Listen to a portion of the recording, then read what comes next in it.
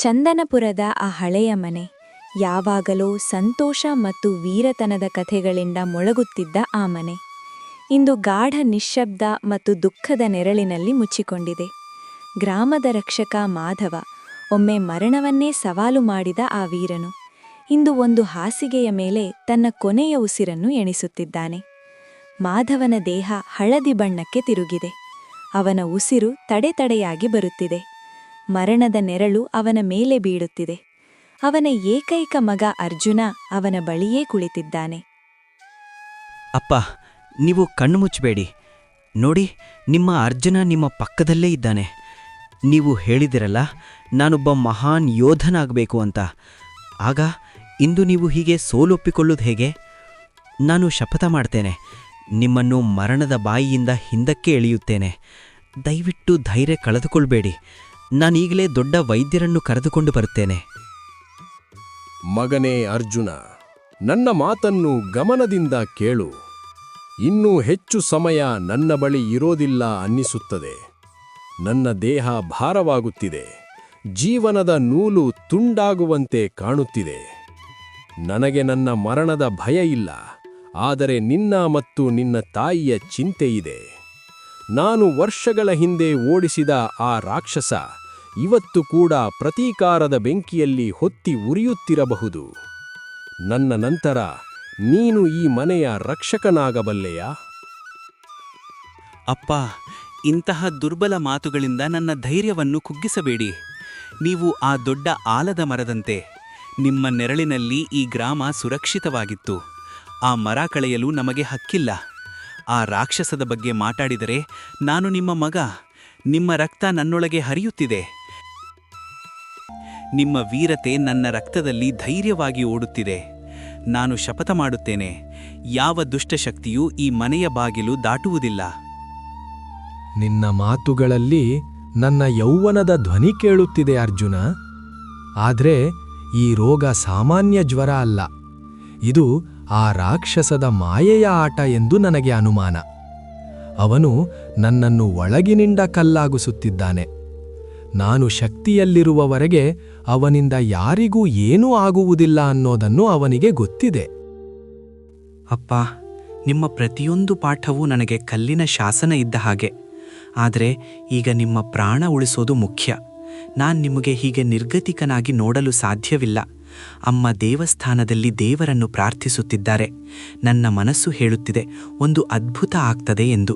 ನೀವು ಧೈರ್ಯದಿಂದ ಇರಿಯಪ್ಪ. ನಾನು ವೈದ್ಯರನ್ನು ಕರೆದುಕೊಂಡು ಬರ್ತೇನೆ.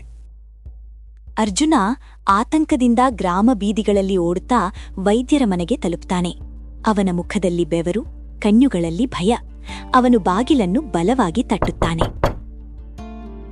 ವೈದ್ಯರೇ, ನನ್ನ ಮನೆಗೆ ಅನರ್ಥವಾಗುತ್ತಿದೆ. ನನ್ನ ಅಪ್ಪನ ಸ್ಥಿತಿ ತುಂಬಾ ಕೆಟ್ಟದಾಗಿದೆ. ಅವರ ನಾಡಿ ನಿಧಾನವಾಗಿದೆ, ದೇಹ ತಣ್ಣಗಾಗಿದೆ. ನೀವು ಮಾತ್ರ ಅವರನ್ನು ಉಳಿಸಬಹುದು. ದಯವಿಟ್ಟು ನನ್ನ ಜೊತೆ ಬನ್ನಿ. ಅವರಿಗೆ ಏನಾದರೂ ಆಯ್ತೆಂದರೆ ನನ್ನ ಲೋಕವೇ ನಾಶವಾಗುತ್ತದೆ. ಶಾಂತವಾಗು ಅರ್ಜುನ. ನೀನು ವೀರಮಾಧವನ ಮಗ. ಹೀಗೆ ಭಯಪಡಬಾರದು. ಮಾಧವನ ಆರೋಗ್ಯ ಸರಿಯಿಲ್ಲ ಅನ್ನೋದನ್ನು ಕೇಳಿದ್ದೆ. ಆದರೆ ಪರಿಸ್ಥಿತಿ ಇಷ್ಟು ಗಂಭೀರವಾಗಿದೆಯಾ? ಒಂದು ಆಳವಾದ ಉಸಿರು ತೆಗೆದುಕೋ. ನಾನು ನನ್ನ ಔಷಧಿಗಳನ್ನು ತೆಗೆದುಕೊಳ್ಳುತ್ತೇನೆ. ದೇವರ ಮೇರಿ ನಂಬಿಕೆ ಇಡು. ಅವರ ಆಯುಷ್ಯ ಇನ್ನೂ ಉಳಿದಿದ್ದರೆ ನಾನು ನನ್ನ ಸಂಪೂರ್ಣ ಜ್ಞಾನ ಬಳಸಿ ಪ್ರಯತ್ನಿಸುತ್ತೇನೆ. ವೈದ್ಯರೇ, ಸಮಯ ಕೈಯಿಂದ ಜಾರುತ್ತಿದೆ. ನನ್ನ ಅಪ್ಪನ ಕಣ್ಣುಗಳಲ್ಲಿ ನಾನು ಮೊದಲ ಬಾರಿಗೆ ಅಸಹಾಯತೆ ನೋಡಿದೆ. ಪ್ರತಿ ಕ್ಷಣ ನನ್ನನ್ನು ಭಯಪಡಿಸುತ್ತಿದೆ. ದಯವಿಟ್ಟು ಬೇಗ ಬನ್ನಿ. ಅಗತ್ಯವಿದ್ದರೆ ನಿಮ್ಮನ್ನು ನಾನು ಹೊತ್ತುಕೊಂಡು ಹೋಗುತ್ತೇನೆ. ಮಗನೇ, ನಿನ್ನ ನೋವು ನನಗೆ ಅರ್ಥವಾಗ್ತಿದೆ. ಮಾಧವ ನಿನ್ನ ತಂದೆ ಮಾತ್ರ ಅಲ್ಲ, ಈ ಗ್ರಾಮಕ್ಕೆ ಗೌರವ. ನಾನು ನನ್ನ ಶ್ರೇಷ್ಠ ಪ್ರಯತ್ನ ಮಾಡ್ತೇನೆ. ಆದರೆ ಅಂತಿಮ ನಿರ್ಧಾರ ದೇವರ ಕೈಯಲ್ಲಿದೆ. ನೀನು ಕೂಡ ಧೈರ್ಯವಾಗಿರಬೇಕು. ಬನ್ನಿ, ಇನ್ನು ತಡ ಮಾಡಬಾರದು. ದಯವಿಟ್ಟು ಬೇಗ ನಮ್ಮ ಮನೆ ಬಾಗಿಲಿನವರೆಗೆ ಬನ್ನಿ. ನಿಮ್ಮ ದಿವ್ಯ ವಿದ್ಯೆ ಮತ್ತು ಅನುಭವ ವ್ಯರ್ಥವಾಗುವುದಿಲ್ಲ ಎಂದು ನನಗೆ ಗೊತ್ತಿದೆ. ನನ್ನ ಅಪ್ಪನೂ ಸದಾ ಧರ್ಮ ಮತ್ತು ಸತ್ಯದ ಮಾರ್ಗವನ್ನು ಅನುಸರಿಸಿದ್ದಾರೆ. ದೇವರು ಅವರನ್ನ ಇಷ್ಟು ಬೇಗ ನಮ್ಮಿಂದ ಕಳೆದುಕೊಳ್ಳುವುದಿಲ್ಲ. ಬನ್ನಿ, ನಾನು ನಿಮ್ಮನ್ನ ಕಾಡಿನ ಚಿಕ್ಕ ದಾರಿಯಿಂದ ಕರ್ಕೊಂಡು ಹೋಗ್ತೇನೆ.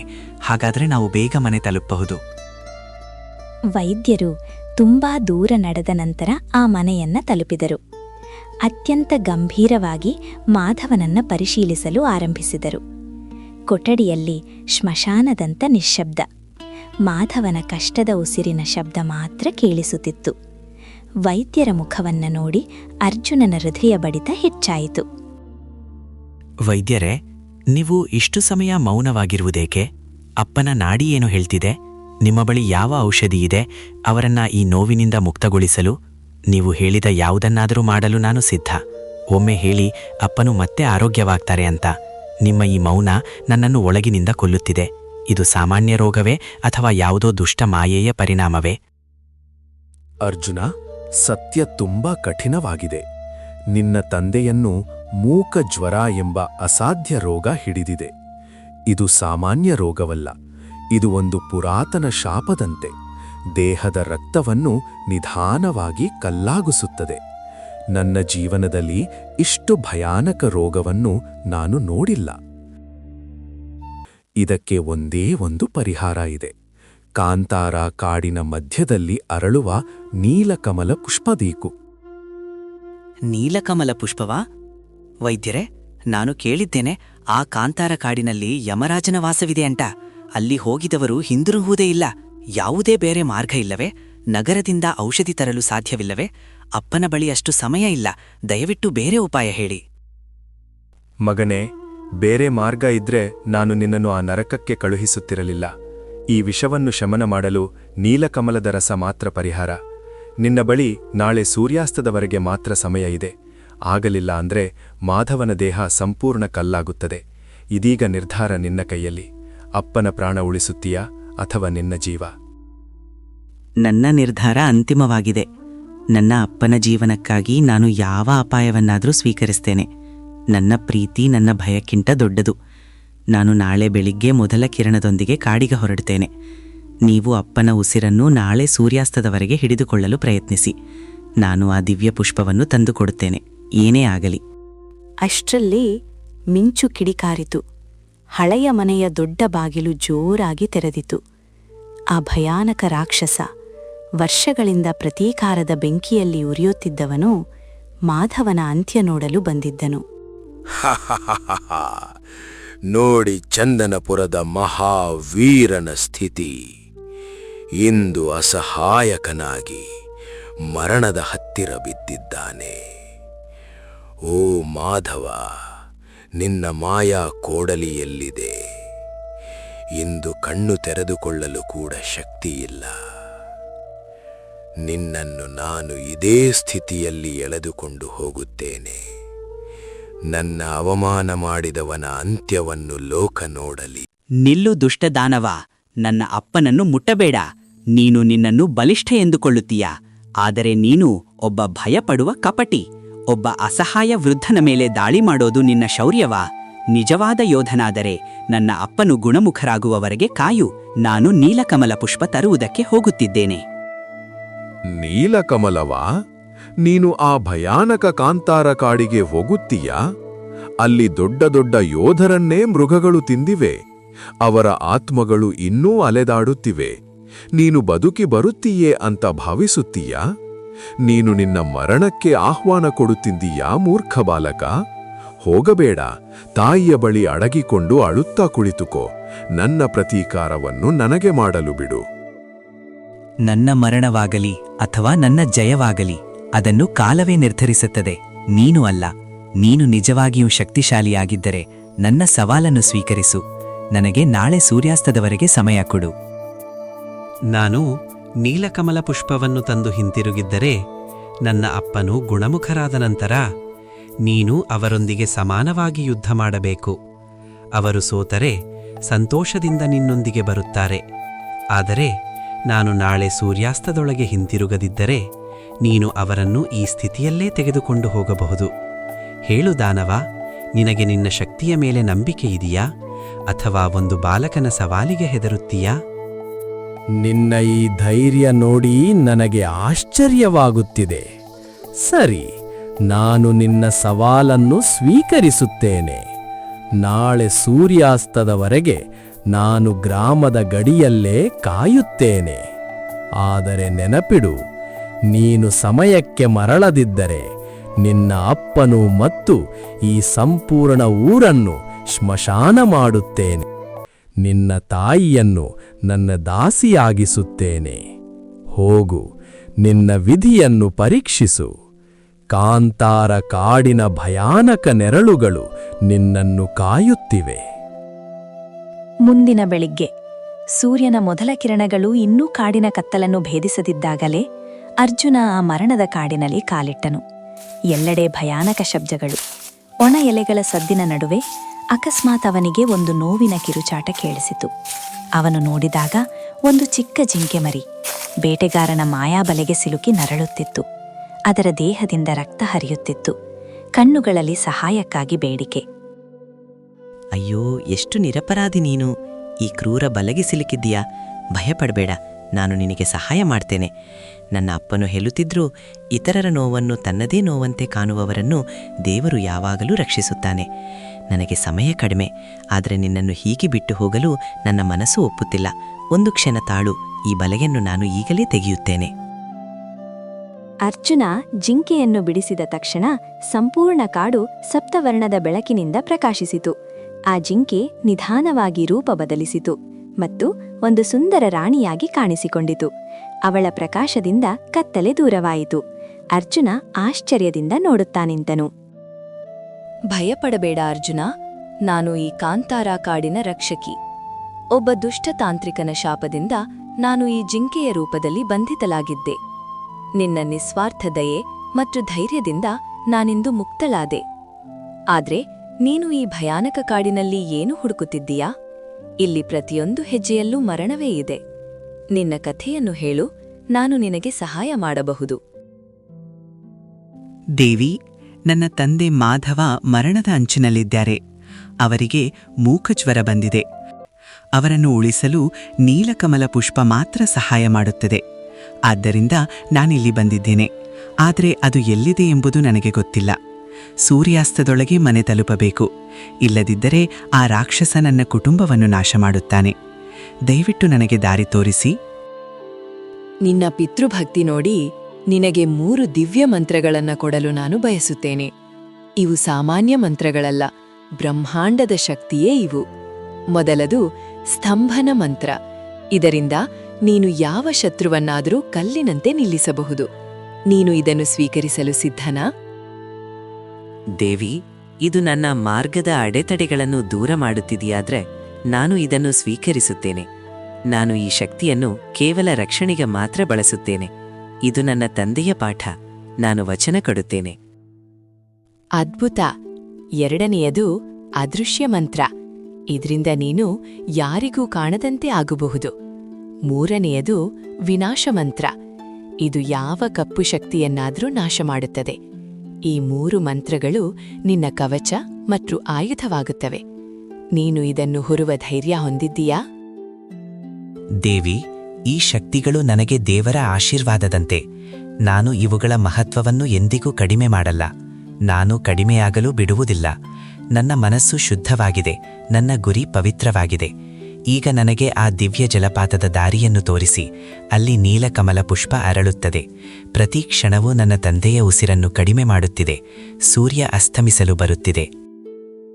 ಆ ದಿವ್ಯ ಜಲಪಾತ ಇಲ್ಲಿಂದ ಉತ್ತರ ದಿಕ್ಕಿನಲ್ಲಿ ಕಾಲಘಾಟಿಯ ಪಾರದಲ್ಲಿದೆ. ಆ ದಾರಿ ಸುಲಭವಲ್ಲ. ಅಲ್ಲಿ ರಾಕ್ಷಸರು, ಮಾಯಾಭೂತಗಳು ಮತ್ತು ನಾಗರಾಜನೇ ನಿನ್ನ ದಾರಿಯನ್ನ ತಡೆಯುವರು. ಆದರೆ ನಿನ್ನ ಮಂತ್ರಗಳು ಮತ್ತು ಧೈರ್ಯದಲ್ಲಿ ನಂಬಿಕೆಯಿಡು. ನೀಲಕಮಲದ ಸುಗಂಧವೇ ನಿನ್ನನ್ನ ತನ್ನತ್ತ ಕರೆದುಕೊಂಡು ಹೋಗುತ್ತದೆ. ಹೋಗು ಮಗನೇ, ವಿಜಯಿಯಾಗು. ಈ ಕಾಡಿನ ಎಲ್ಲಾ ಶಕ್ತಿಗಳು ಈಗ ನಿನ್ನ ರಕ್ಷಣೆಯಲ್ಲಿರುತ್ತವೆ. ಧನ್ಯವಾದಗಳು ದೇವಿ. ನೀವು ನನಗೆ ಹೊಸ ಆಶೆಯನ್ನ ನೀಡಿದ್ದೀರಿ. ಇನ್ನು ನನಗೆ ಯಾವ ಭಯವೂ ಇಲ್ಲ. ನಾನು ಈಗಲೇ ಕಾಲಘಾಟಿಯ ಕಡೆ ಹೊರಡ್ತೇನೆ. ನಾನು ಸೂರ್ಯಾಸ್ತಕ್ಕೂ ಮುಂಚೆ ಪುಷ್ಪವನ್ನ ತಂದು ತಲುಪ್ತೇನೆ. ಇದು ನನ್ನ ವಚನ. ಅಪ್ಪ, ನಾನು ಬರ್ತಿದ್ದೇನೆ. ದೇವಿಯ ಆಶೀರ್ವಾದ ಪಡೆದು ಅರ್ಜುನ ಮುಂದೆ ಸಾಗಿದನು. ಸ್ವಲ್ಪ ದೂರ ಹೋಗುತ್ತಿದ್ದಂತೆಯೇ ಕಾಲಘಾಟಿಯ ಬಳಿ ಒಂದು ಭಯಾನಕ ರಾಕ್ಷಸ ಅವನ ದಾರಿಯನ್ನು ತಡೆದನು. ಅವನ ಕಣ್ಣುಗಳು ಅಗ್ನಿಯಂತೆ ಹೊಳೆಯುತ್ತಿದ್ದವು.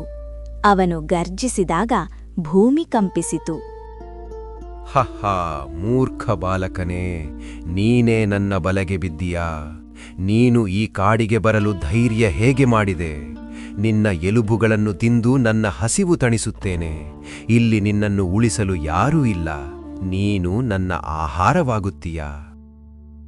ಓ ಮೂರ್ಖ ರಾಕ್ಷಸ, ನನ್ನ ದಾರಿ ಬಿಡು. ನಾನು ನಿನ್ನೊಂದಿಗೆ ಹೋರಾಡಲು ಬಂದಿಲ್ಲ. ಆದರೆ ನೀನು ನನ್ನನ್ನು ತಡೆಯಲು ಯತ್ನಿಸಿದರೆ ನಾನು ನಿನ್ನನ್ನು ಕಲ್ಲಾಗಿಸುತ್ತೇನೆ. ನನ್ನ ತಂದೆಯ ಪ್ರಾಣ ಉಳಿಸಬೇಕಿದೆ. ಅವರಿಗಾಗಿ ನಾನು ಯಮರಾಜನಿಗೂ ಎದುರಿಸುತ್ತೇನೆ. ಇದು ನನ್ನ ಕೊನೆಯ ಎಚ್ಚರಿಕೆ. ಒಬ್ಬ ಚಿಕ್ಕ ಬಾಲಕ ನನಗೆ ಬೆದರಿಕೆ ಹಾಕುತ್ತಿದ್ದಾನೆಯ? ಬಾ, ನನ್ನ ಶಕ್ತಿಯನ್ನು ಅನುಭವಿಸು. ರಾಕ್ಷಸ ತನ್ನ ಮಾಯಾಶಕ್ತಿಯಿಂದ ದಾಳಿ ಆರಂಭಿಸಿದನು. ಅರ್ಜುನ ಕೋಪದಿಂದ ತುಂಬಿದನು. ಅವನು ಮೊದಲ ಮಂತ್ರವನ್ನು ಜಪಿಸಿದನು. ಸ್ತಂಭನಂ ಕುರು ಕುರು ಸ್ವಾಹ. ಓಂ ಸ್ತಂಭನಂ ಕುರು ಕುರು ಸ್ವಾಹ. ಓಂ ಸ್ತಂಭನಂ ಕುರು ಕುರು ಸ್ವಾಹ. ಮಂತ್ರದ ಪರಿಣಾಮದಿಂದ ರಾಕ್ಷಸ ಕಲ್ಲಿನ ಮೂರ್ತಿಯಾಗಿ ನಿಂತನು. ಇಗೋ ನೋಡು, ನೀನು 1 ಇಂಚು ಕೂಡ ಕದಲಲು ಸಾಧ್ಯವಿಲ್ಲ. ನಿನ್ನ ದೇಹ ಈಗ ಕಲ್ಲಾಗಿದೆ. ನನ್ನನ್ನು ಹೆದರಿಸಲು ಬಂದಿದ್ದೀಯಾ? ಈಗ ನೀನೇ ಅಸಹಾಯಕನಾಗಿದ್ದೀಯಾ? ರಾಕ್ಷಸನಿಂದ ಕೇವಲ ಧ್ವನಿ ಮಾತ್ರ ಬರುತ್ತಿತ್ತು. ರಾಕ್ಷಸ: ಇದು ಯಾವ ಜಾದು? ನನ್ನ ದೇಹ ಕಲ್ಲಾಗಿದೆ. ಅರ್ಜುನ, ದಯವಿಟ್ಟು ನನ್ನನ್ನು ಬಿಡು. ನಾನು ಸೋತಿದ್ದೇನೆ. ನಿನಗೆ ದಾರಿ ಬಿಡುತ್ತೇನೆ. ನಿನಗೆ ಮುಕ್ತಿಯಿಲ್ಲ. ನೀನು ನನ್ನ ದಾರಿಯನ್ನು ತಡೆದಿದ್ದೀಯ. ಆದ್ದರಿಂದ ನೀನು ಹೀಗೆಯೇ ಉಳಿಯಬೇಕು. ಅರ್ಜುನ ವೇಗವಾಗಿ ಮುಂದುವರೆದನು. ಅಪ್ಪಾಜಿ, ನಾನು ಬರುತ್ತಿದ್ದೇನೆ. ನೀಲಕಮಲದ ಸುಗಂಧ ನನಗೆ ಕಾಣುತ್ತಿದೆ. ಸ್ವಲ್ಪ ಸಮಯದ ನಂತರ ಅವನು ಒಂದು ಸಂಕೀರ್ಣ ಕಣಿವೆಗೆ ತಲುಪಿದನು. ಅಕಸ್ಮಾತ್ ಭಯಾನಕ ನಗು ಕೇಳಿಸಿತು. ಎಷ್ಟು ಸುಂದರವಾದ ಬೇಟೆ! ಇಲ್ಲಿಗೆ ಬಂದಿದ್ದೀಯಾ? ಆದರೆ ಹಿಂದಿರುಗಲು ಸಾಧ್ಯವಿಲ್ಲ. ನಾನು ಈ ಕಾಡಿನ ಮಾಯಾಭೂತ. ನೀನು ಆ ನೀಲಿ ಹೂವನ್ನು ಹುಡುಕುತ್ತಿದ್ದೀಯಾ? ಅದು ನಿನಗೆ ಎಂದಿಗೂ ಸಿಗುವುದಿಲ್ಲ. ನಿನ್ನ ಆತ್ಮವನ್ನು ಹಿಡಿದು ಬಿಡುತ್ತೇನೆ. ಓ ಭೂತ, ನಿನ್ನ ಮಾಯೆಯನ್ನು ಬೇರೆ ಯಾರಿಗಾದರೂ ತೋರಿಸು. ನನ್ನ ಬಳಿ ದೇವಿಯ ಮಂತ್ರಗಳ ಶಕ್ತಿಯಿದೆ. ನನ್ನ ಸಂಕಲ್ಪ ಅಚಲವಾಗಿದೆ. ನನ್ನ ದಾರಿ ಸ್ಪಷ್ಟವಾಗಿದೆ. ನೀನು ದಾರಿ ಬಿಡದಿದ್ದರೆ ನನ್ನ ವಿನಾಶ ಮಂತ್ರ ನಿನ್ನ ಸಂಪೂರ್ಣ ಮಾಯಾಲೋಕವನ್ನೇ ನಾಶ ಮಾಡುತ್ತದೆ. ನನ್ನನ್ನು ತಡೆಯಲು ಯಾರಿಗೂ ಸಾಧ್ಯವಿಲ್ಲ. ನನಗೆ ಜಲಪಾತ ತಲುಪಬೇಕು. ನಾನು ಹೂವನ್ನು ಪಡೆದುಕೊಂಡೇ ಹಿಂದಿರುಗುತ್ತೇನೆ. ನೀನು ನನಗೆ ಸವಾಲು ಹಾಕುತ್ತಿದ್ದೀಯಾ? ಇಗೋ ನನ್ನ ಕಪ್ಪು ಶಕ್ತಿಯ ಆಟ ನೋಡಿ. ನೀನು ಇಲ್ಲಿ ದಾರಿ ತಪ್ಪಿ ಸಾಯುವೆ. ಎಲ್ಲೆಡೆ ಕತ್ತಲೆ ಆವರಿಸುತ್ತದೆ. ನೀನು ಹುಚ್ಚನಾಗುವೆ. ಅರ್ಜುನ ಧೈರ್ಯದಿಂದ ನಿಂತನು. ಅವನು ವಿನಾಶ ಮಂತ್ರವನ್ನು ಜಪಿಸಿದನು. ಓಂ ವಿನಾಶಾಯ ಫಟ್. ಓಂ ವಿನಾಶಾಯ ಫಟ್. ಓಂ ವಿನಾಶಾಯ ಫಟ್.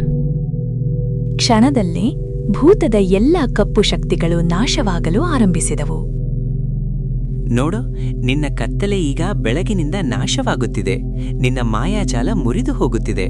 ಸತ್ಯದ ಮುಂದೆ ಸುಳ್ಳು ನಿಲ್ಲಲಾರದು. ಎಲ್ಲ ನನ್ನ ಶಕ್ತಿ ಸುಟ್ಟಿದೆ. ನನ್ನನ್ನು ಬಿಡು. ನಾನು ಸೋತಿದ್ದೇನೆ. ನಿನ್ನ ದಾರಿಯನ್ನು ತಡೆಯುವುದಿಲ್ಲ. ಭೂತವನ್ನು ಸೋಲಿಸಿದ ನಂತರ ಅರ್ಜುನ ದಿವ್ಯ ಜಲಪಾತದ ಬಳಿ ತಲುಪಿದನು. ಅಲ್ಲಿ ನೀಲಕಮಲ ಪುಷ್ಪ ಪ್ರಕಾಶಿಸುತ್ತಿತ್ತು. ಆದರೆ ಅಕಸ್ಮಾತ್ ನೀರಿನಿಂದ ಒಂದು ಭೀಕರ ನಾಗರಾಜ ಹೊರಬಂದನು. ನೆಲ್ಲು ಬಾಲಕ, ಈ ಪುಷ್ಪವನ್ನು ಮುಟ್ಟಬೇಡ. ನಾನು ಈ ಜಲಪಾತದ ರಕ್ಷಕ ನಾಗರಾಜ. ಯಾರಾದರೂ ಇದನ್ನು ತೆಗೆದುಕೊಳ್ಳಲು ಬಂದರೆ ಅವರು ನನ್ನ ವಿಷದಿಂದ ಉಳಿಯಲಾರರು. ನಾಗರಾಜರೇ, ನಿಮ್ಗೆ ನಮಸ್ಕಾರ. ನಾನು ಸ್ವಾರ್ಥಕ್ಕಾಗಿ ಇಲ್ಲ, ನನ್ನ ತಂದೆಯ ಪ್ರಾಣ ಉಳಿಸಲು ಬಂದಿದ್ದೇನೆ. ನಾನು ನಿಮ್ಮೊಂದಿಗೆ ಯುದ್ಧ ಮಾಡಬೇಕೆಂದು ಬಯಸುವುದಿಲ್ಲ. ದಯವಿಟ್ಟು ನನ್ನ ನೋವನ್ನ ಅರ್ಥ ಮಾಡ್ಕೊಳ್ಳಿ. ನಿಜವಾದ ಭಕ್ತಿ ಎಲ್ಲರೂ ಹೇಳ್ತಾರೆ. ಆದ್ರೆ ಮರಣದ ಭಯದಲ್ಲೂ ನೀನು ಇಲ್ಲಿ ನಿಂತಿರುವೆಯಾ? ನನ್ನ ಒಂದು ದಂಶ ನಿನ್ನ ಅಂತ್ಯ ಮಾಡಬಹುದು. ನಿನಗೆ ಭಯವಿಲ್ಲವೇ? ನನಗೆ ನನ್ನ ಜೀವದ ಬಗ್ಗೆ ಭಯವಿಲ್ಲ. ನನ್ನ ತಂದೆಯ ಪ್ರಾಣವೇ ಮುಖ್ಯ. ಅವರಿಗಾಗಿ ನಾನು ನಿಮ್ಮ ವಿಷವನ್ನೂ ಕುಡಿಯಲು ಸಿದ್ಧ. ನೀವು ಧರ್ಮದ ರಕ್ಷಕರು. ನೀವು ನನ್ನ ದಾರಿಯನ್ನು ತಡೆಯುವುದಿಲ್ಲ ಎಂದು ನಂಬಿದ್ದೇನೆ. ಅದ್ಭುತ. ನಿನ್ನ ಧೈರ್ಯ ಮತ್ತು ಸತ್ಯ ನನ್ನನ್ನು ಸ್ಪರ್ಶಿಸಿದೆ. ಇದುವರೆಗೂ ಯಾರೂ ಹೀಗೆ ಮಾತಾಡಿಲ್ಲ. ನೀನು ಈ ಪುಷ್ಪಕ್ಕೆ ಅರ್ಹನು. ಹೋಗು ಮಗನೇ, ಪುಷ್ಪವನ್ನು ತೆಗೆದುಕೋ. ನನ್ನ ಆಶೀರ್ವಾದ ನಿನ್ನ ಜೊತೆ ಇದೆ. ಅರ್ಜುನ ನೀಲಕಮಲವನ್ನು ಪಡೆದುಕೊಂಡನು. ಧನ್ಯವಾದಗಳು ನಾಗರಾಜರೇ.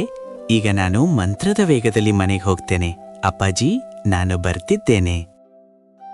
ಸೂರ್ಯ ಅಸ್ತಮಿಸಿಲು ಬಂದಿತ್ತು.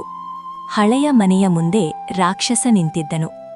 ಅರ್ಜುನನ ತಾಯಿ ಮತ್ತು ವೈದ್ಯರು ಆತಂಕದಿಂದ ನಿಂತಿದ್ದರು. ಮಾಧವನ ಉಸಿರು ಕಡಿಮೆಯಾಗುತ್ತಿತ್ತು. ಎಲ್ಲರ ದೃಷ್ಟಿ ಅರ್ಜುನನ ಮಾರ್ಗದತ್ತ. ಹಾಹಾ, ನೋಡಿ, ಸೂರ್ಯ ಅಸ್ತಮಿಸ್ತಿದ್ದಾನೆ. ನಿನ್ನ ಮಗ ಇನ್ನೂ ಬಂದಿಲ್ಲ. ನಾನ್ ಹೇಳಿದ್ದೆ, ಈ ಕಾಡಿಂದ ಯಾರೂ ಬದುಕಿ ಬರಲ್ಲ. ಈಗೋ ಮಾಧವನ ಪ್ರಾಣದ ದಾರಿ ನನ್ನ ಕೈಯಲ್ಲಿದೆ. ಸೂರ್ಯ ಅಸ್ತಮಿಸಿದ ಕೂಡಲೇ ಈ ಮನೆಯನ್ನು ಧ್ವಂಸ ಮಾಡುತ್ತೇನೆ. ನಿಮ್ಮೆಲ್ಲರನ್ನೂ ಯಮಲೋಕಕ್ಕೆ ಕಳುಹಿಸುತ್ತೇನೆ. ನಿಮ್ಮ ವೀರತನದ ಅಂತ್ಯ ಇವತ್ತು ಅವಮಾನಕರವಾಗಲಿದೆ. ಇಲ್ಲ, ನನ್ನ ಅರ್ಜುನ ಬರುತ್ತಾನೆ.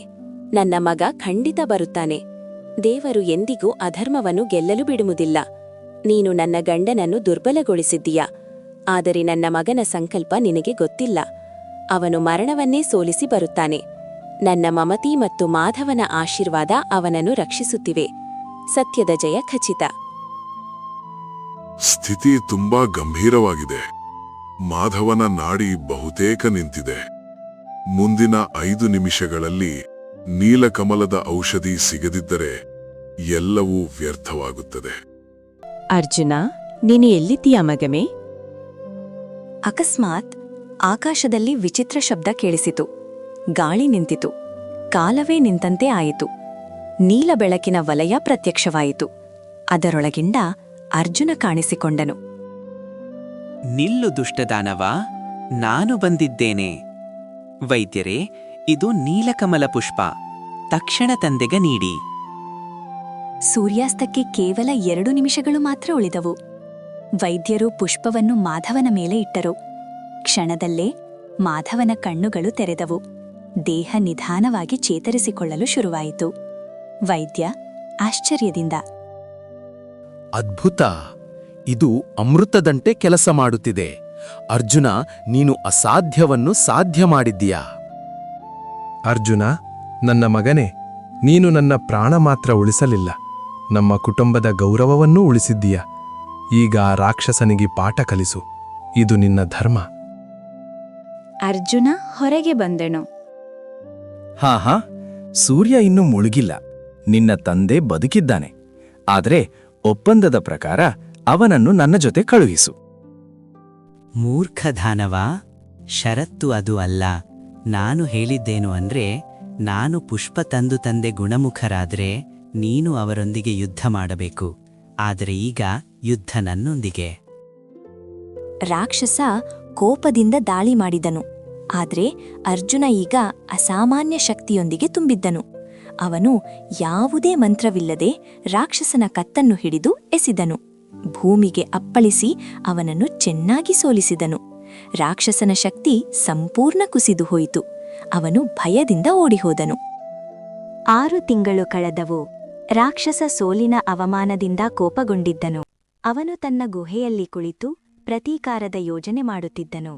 ಅವನು ಅರಿತುಕೊಂಡನು, ಅರ್ಜುನ ಮತ್ತು ಮಾಧವನ ಶಕ್ತಿ ಮತ್ತು ಆಶೀರ್ವಾದವನ್ನ ಎದುರಿಸುವುದು ಸುಲಭವಲ್ಲ. ನಾನು ಎದುರಿನಿಂದ ಗೆಲ್ಲಲು ಸಾಧ್ಯವಿಲ್ಲ. ಹಾಗಾದರೆ ಹಿಂಬದಿಯಿಂದ ದಾಳಿ ಮಾಡುತ್ತೇನೆ. ಮಾಧವನ ದುರ್ಬಲತೆ ಅವನ ಸರಳತೆ. ನಾನು ಒಂದು ಹೊಳೆಯುವ ಚಿನ್ನದ ನಾಣ್ಯವಾಗಿ ಬದಲಾಗುತ್ತೇನೆ. ಒಂದು ದಿನ ಸಂಜೆ ಮಾಧವ ಒಬ್ಬರ ಮನೆಗೆ ಹೋಗ್ತಿದ್ದನು. ರಾಕ್ಷಸನು ಚಿನ್ನದ ನಾಣ್ಯವಾಗಿ ಬದಲಾಗಿ ಅವನ ದಾರಿಯಲ್ಲಿ ಬಿದ್ದಿದ್ದನು. ಅಯ್ಯೋ, ಇದೇನ್ ಹೊಳೆಯುತ್ತಿದೆ? ಚಿನ್ನದ ನಾಣ್ಯವೇ? ಇದನ್ನು ಇಲ್ಲಿ ಬಿಡಲಾಗಲ್ಲ. ಯಾರಾದರೂ ತೆಗೆದುಕೋಬಹುದು. ಮನೆಗೆ ತೆಗೆದುಕೊಂಡು ಹೋಗೋಣ. ಮಾಧವ ಮನೆಗೆ ಬಂದು ಆ ನಾಣ್ಯವನ್ನು ಜಾದೂ ಚೀಲದಲ್ಲಿ ಹಾಕಿದ್ರು. ರಾಕ್ಷಸನು ಒಳಗೆ ಸಂತೋಷಪಟ್ಟನು. ಆದರೆ ಅವನು ಒಂದು ವಿಷಯ ಮರೆತನು. ಆ ಚೀಲಕ್ಕೆ ಸಾಧುಬಾಬರ ಆಶೀರ್ವಾದವಿತ್ತು. ಒಮ್ಮೆ ಒಳಗೆ ಹೋದರೆ ಮಾಧವನ ಅನುಮತಿಯಿಲ್ಲದೆ ಹೊರಬರಲು ಸಾಧ್ಯವಿಲ್ಲ. ತಕ್ಷಣ ಚೀಲದ ಒಳಗಿನ ಗೋಡೆಗಳು ಅವನನ್ನು ಬಿಗಿಯಾಗಿ ಹಿಡಿದವು. ಅದೃಶ್ಯ ದಂಡೆಗಳಿಂದ ಹೊಡೆಯಲು ಆರಂಭವಾಯಿತು. ಇದು ಏನು? ನಾನು ಹೊರಗೆ ಬರಲಾರೆ. ನನ್ನ ಶಕ್ತಿ ಕೆಲಸ ಮಾಡ್ತಿಲ್ಲ. ನನ್ನನ್ನು ಬಿಡಿ, ಉಳಿಸಿ. ಅಪ್ಪಾಜಿ ನೋಡಿ, ಈ ಚೀಲ ಎಂದು ತುಂಬಾ ಕುಣಿಯುತ್ತಿದೆ. ಒಳಗಿರುವವನಿಗೆ ಪಾಠ ಕಲಿಸೋಣ. ಅರ್ಜುನ ಮತ್ತು ಮಾಧವ ಇಬ್ಬರು ಚೀಲವನ್ನು ಚೆನ್ನಾಗಿ ಹೊಡೆದರು. ರಾಕ್ಷಸನು ಅಳುತ್ತಾ ಜೀವ ಬೇಡಿಕೊಂಡನು. ಕೊನೆಗೆ ಚೀಲ ತೆರೆದಾಗ ಅವನು ಓಡಿ ಪಾತಾಳಕ್ಕೆ ಪರಾರಿಯಾದನು. 6 ತಿಂಗಳು ಕಳೆದವು. ರಾಕ್ಷಸ ಪ್ರತೀಕಾರದ ಯೋಜನೆ ಮಾಡಿಕೊಂಡನು. ಅಮಾವಾಸ್ಯದ ರಾತ್ರಿ ಅವನು ಪರ್ವತದಷ್ಟು ದೊಡ್ಡ ರೂಪ ತಾಳಿ ಮನೆಯ ಮುಂದೆ ನಿಂತನು. ಈಗ ಸಾಕು, ಇಂದು ಅಂತ್ಯ ಮಾಡ್ತೇನೆ. ನಿನ್ನ ತಂದೆಯ ರಕ್ತದಿಂದ ನನ್ನ ದಾಹ ತೀರಿಸ್ತೇನೆ. ನೀನೇ ನಿನ್ನ ಅಂತ್ಯವನ್ನು ಕರೆದುಕೊಂಡು ಬಂದಿದ್ದೀಯ. ಇಂದು ನಿನ್ನ ಅಂತ್ಯ ಖಚಿತ. ಅರ್ಜುನ ವಿನಾಶ ಮಂತ್ರ ಜಪಿಸಿದನು. ಓಂ ವಿನಾಶಾಯ ಫಟ್, ಓಂ ವಿನಾಶಾಯ ಫಟ್, ಓಂ ವಿನಾಶಾಯ ಫಟ್. ಕ್ಷಣದಲ್ಲಿ ಆಕಾಶದಲ್ಲಿ ಮಿಂಚು ಕಿಡಿಕಾರಿತು. ರಾಕ್ಷಸದ ದೇಹದಲ್ಲಿ ಅಗ್ನಿ ಹೊತ್ತಿತು. ಇದು ಸಾಮಾನ್ಯ ಬೆಂಕಿಯಲ್ಲ, ಧರ್ಮದ ಅಗ್ನಿ. ಅದು ರಾಕ್ಷಸನನ್ನು ಒಳಗಿನಿಂದ ಸುಡತೊಡಗಿತು. ಅವನ ಕಿರುಚಾಟಗಳು ಆಕಾಶವನ್ನು ಕತ್ತರಿಸಿತು. ಕೊನೆಗೆ ಅವನು ಸಂಪೂರ್ಣ ಸುಟ್ಟು ಬೂದಿಯಾಗಿ ಬಿಟ್ಟನು. ಗಾಳಿ ಬೀಸಿತು. ಆ ಬೂದಿ ಕೂಡ ಮಾಯವಾಯಿತು. ಚಂದನಪುರದಲ್ಲಿ ಮತ್ತೆ ಶಾಂತಿ ನೆಲೆಸಿತು. ಧರ್ಮದ ಸೂರ್ಯ ಮತ್ತೆ ಪ್ರಕಾಶಿಸಿತು. ಈ ಕಥೆ ನಿಮಗೆ ಇಷ್ಟವಾದರೆ ಲೈಕ್ ಮಾಡಿ, ನಿಮ್ಮ ಸ್ನೇಹಿತರ ಜೊತೆ ಶೇರ್ ಮಾಡಿ, ನಿಮ್ಮ ಅಭಿಪ್ರಾಯವನ್ನು ಕಮೆಂಟ್ನಲ್ಲಿ ತಿಳಿಸಿ. ಮತ್ತಷ್ಟು ರೋಚಕ ಕಥೆಗಳಿಗಾಗಿ ಸಬ್ಸ್ಕ್ರೈಬ್ ಮಾಡಿ. ಧನ್ಯವಾದಗಳು.